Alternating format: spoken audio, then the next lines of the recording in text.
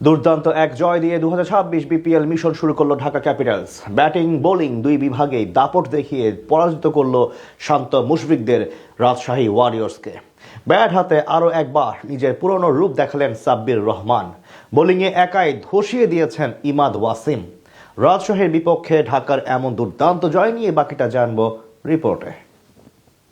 আগের ম্যাচে 190 run chase করে জয় পাওয়া দলটা আজ 150 রানই করতে পারেনি। সিলেটে যেন পুরোপুরি ইউটার্ন করে রাজশাহী ওয়ারিয়র্স। লাক্কাতুরায় এদিন টস জিতে আগে বল করার সিদ্ধান্ত নেয় ঢাকা ক্যাপিটালস। বিপরীতে ব্যাট করতে নেমে শুরুতেই ধাক্কা খায় রাজশাহী ওয়ারিয়র্স। ইনিংসের প্রথম বলে ইমাদ ওয়াসিমের স্পিন সামলাতে গিয়ে স্টাম্পিং এর শিকার হয়ে সাজগড়ে ফিরে যান সাহিবজাদা ফারহান। সেই ধাক্কা অবশ্য দ্রুত সামলে নেন অধিনায়ক নাজমুল হোসেন শান্ত এবং তানজিদ তামিম। তৃতীয় ওভারে নাসির হোসেনের উপর চড়াও হন এই দুজন। এক ছক্কা সহ মোট 3 বাউন্ডারির সাহায্যে সেই ওভারে আনেন 16 রান। সেট হয়েও ইনিংস লম্বা করতে পারেননি তানজিদ তামিম। পঞ্চম ওভারে নাসিরকে টানা 3 বাউন্ডারি হাঁকাতে গিয়ে ওসমান খানের হাতে ধরা পড়েন 15 বলে 20 রান করা এই ব্যাটার। তবে অন্য প্রান্ত দিয়ে আগ্রাসী মেজাজে ব্যাট চালাতে থাকেন নাজমুল হোসেন শান্ত। পাওয়ার প্লেতে জোড়া উইকেট হারিয়ে 52 রান তোলে রাজশাহী।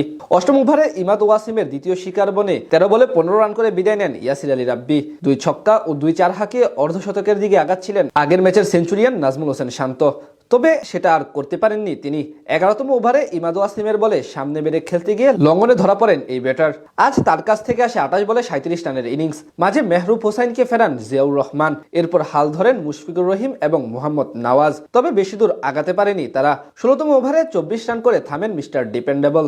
এরপর একদিক থেকে নিয়মিত বিরতিতে উইকেট হারালেও লড়াই চালিয়ে যেতে থাকেন মোহাম্মদ নওয়াজ। শেষ পর্যন্ত তার 26 বলে 26 রানের ইনিংসের সুবাদে 132 রানের পুঁজি পায় রাজশাহী ওয়ারিয়র্স। বল হাতে 16 রান দিয়ে 3 উইকেট নেন ইমাদ ওয়াসিম।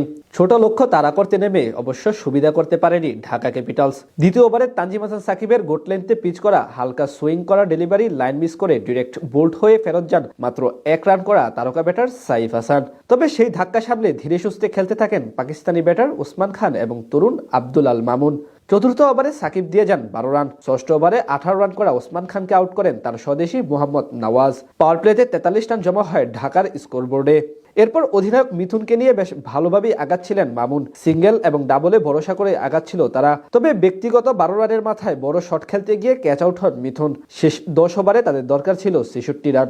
14তম ওভারে খোলস থেকে বেরিয়ে এসে বড় শট খেলতে গিয়ে সাহিবজাদা ফারহানের হাতে দুর্দান্ত এক ক্যাচ দিয়ে বিদায় নেন 45 রান করা মামুন। ক্রিজে এসে ঠান্ডা মেজাজে খেলতে থাকা নাসির হোসেন এক ছক্কা হাঁকালেও পরের বলে বিদায় নেন নওয়াজের তৃতীয় শিকার বনে। ততক্ষণে চাপে পড়ে গিয়েছিল ঢাকা ক্যাপিটালস। সেখান থেকে সাব্বির রহমান এসে সব শঙ্কা দূর করে দেন।